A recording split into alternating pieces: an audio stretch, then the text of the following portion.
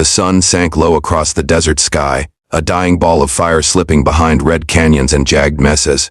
The Wild West was always painted in dust and blood at sunset, colors that told stories of cowboys who never came home, of outlaws buried in shallow graves, and of towns too small to remember their own names. But this evening, the desert carried something else. Not just the scent of mesquite smoke from a nearby campfire, or the faint jingling of spurs from a lone rider. No, this air was thick with silence, the kind of silence that makes a horse just twitch its ears and a woman's hand tighten on the reins. Cassidy Jane McGraw, cast to the few who knew her, rode atop her paint mare, Silver Dust, through the barren trail that cut across Deadwood Flats. At 23, she carried herself with the toughness of a frontier survivor, lean frame hardened by ranch work, eyes sharp as flint, hands calloused by reins and rifle alike.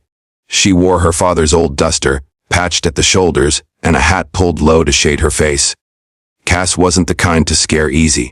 She'd broken wild stallions, stared down drunken gunslingers in saloons, and once fought off a rustler with nothing but a branding iron. But tonight, Silver Dust was restless, snorting, shifting her weight, ears flicking toward something Cass couldn't yet see. "Easy, girl," Cass whispered, patting the mare's neck. "Ain't nothing out here but shadows." The Silver Dust disagreed. The horse's nostrils flared, and she stamped the dirt, eyes fixed on the ridge ahead. Cass followed her gaze. That's when she saw it. A ranch house, or what was left of one. It loomed in the distance like a skeleton of timber, framed by the last rays of sun. A wide, sagging porch. A roof half collapsed. Fence posts leaning like broken teeth. The ranch looked abandoned for years, yet smoke, thin and ghostly, curled from its chimney, vanishing into the sky. Cass frowned. She knew most every rancher and homestead within a day's ride of Deadwood. This place, though, it wasn't on any map she remembered. Folks in town spoke of a cursed property out by the flats, a ranch where no Cohen dared stay past sundown. Stories of screams on the wind, of horses found dead with their eyes wide open, of doors swinging by themselves. Cass had laughed off those stories, until now. Silver Dust pawed the ground, urging forward despite her trembling. The mare wanted to approach. "You feelin' something, girl?" Cass murmured. "Lord help us if you drag me into trouble." But Silver Dust was stubborn like her rider. Cass gave in, nudging the mare toward the ranch. The porch creaked beneath Cass's boots as she dismounted. The wood was splintered, gray from weather. A swinging sign above the door still clung to its chain, Hollow Creek Ranch. Letters barely legible beneath the rot. "Thought this place was just a tale," Cass muttered. Silver Dust snorted, staring intently at the barn. The horse stamped once, twice, then tugged at her reins. Cass followed her lead. The barn doors stood half open, darkness pooled inside, thick as tar. The smell hit first, mold, old hay, and something coppery beneath it all. Blood. Cass rested her hand on the colt at her hip. She pushed the door wider, hinges screaming like dying men. Inside, shafts of fading light cut through gaps in the wood. The barn was empty, or near enough. No cattle, no tack, no wagons. Just a few toppled crates, a broken lantern, and cobwebs hanging like funeral veils. Then Cass saw it, a trapdoor. It sat in the center of the dirt floor, iron ring rusted but intact. Around it the ground was disturbed, like something had clawed at the earth, trying to escape. Silver Dust whinnied from outside, ears pinned back. Cass felt the hair rise on her neck. She'd seen plenty of barns, plenty of secrets. Bootleg whiskey stashes, stolen cattle, bodies dumped beneath the hay. But this felt different. She crouched, running her fingers across the trapdoor's edge. Cold, too cold for wood left in the desert heat. Then, a thud. From below, Cass froze. Her breath caught in her throat. Another thud heavier, like a fist pounding from the other side. Dust rattled from the rafters. Cass stood quick, hand on her colt. The trapdoor didn't move, but the pounding came again, followed by a sound that chilled her blood. A voice. Faint. Whispering. Cass staggered back, nearly tripping. For the first time in years, her gut twisted with fear. Silver Dust screamed outside, rearing against her reins. And in that moment, Cass knew. Her horse had brought her here for a reason. This wasn't just a forgotten ranch. This was a secret buried deep, one no man or woman had dared face. But Cass McGraw wasn't just anyone. She was about to become the first The wind howled across Hollow Creek Ranch as Cass yanked Silver Dust's reins free and pulled her mare close. The trapdoor in the barn hadn't moved since the pounding stopped, but the echo of that whisper, "Don't open," clung to her ears like a burr stuck to a saddle blanket. She swallowed hard. Cass had grown up with two truths on the frontier: trust your instincts and trust your horse.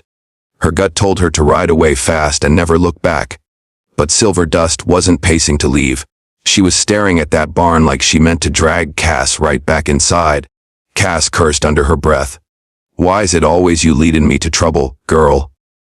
Still, she holstered her Colt and backed away from the barn, deciding for tonight the trapdoor could stay shut. Some secrets were best left buried, at least until daylight. But the West wasn't a place that let you rest easy. By the time Cass returned to town, the saloon lanterns were glowing and piano keys spilled laughter into the dusty street. The Copper Star Saloon stood at the heart of Deadwood, its swinging doors flapping with every drunken cowboy and painted lady that came or went. Cass tied Silver Dust out front, her horse still uneasy, ears flicking to every shadow. Inside, smoke and whiskey hung thick. Card games crowded the tables, coins clinking and tempers running hot. Behind the bar, a plump man with a walrus mustache poured shots with one hand and kept a shotgun under the counter with the other. Cass made her way in, drawing nods from a few familiar faces. Folks in town knew her reputation: tough, quiet, and mean with a lasso or a rifle. Cass McGraw, barkeep Jeb muttered as she approached.